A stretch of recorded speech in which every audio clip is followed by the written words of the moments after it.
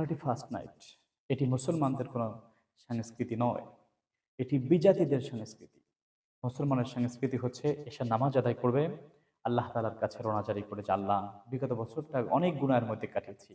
আপনি রহমান রহিম, আপনি গাফুরুর রহিম, আমাদের গুনাহগুলো মাফ করে দেন। আমাদের উপর রহম করেন।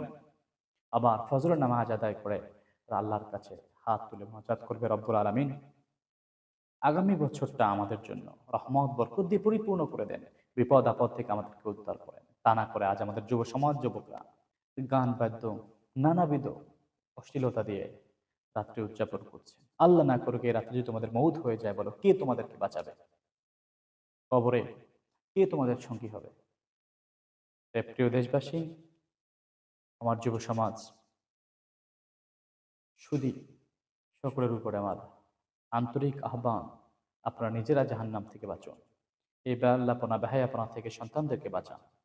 আল্লাহ তাআলা আমাদের সকলের আগামী বছরটি বরকতপূর্ণ করে দেন। বিপদ আপদ মুক্ত শান্তিপূর্ণ একটি দেশ আমাদেরকে আল্লাহ তাআলা যেন দান করেন। আমিন। আসসালামু আলাইকুম ওয়া রাহমাতুল্লাহ।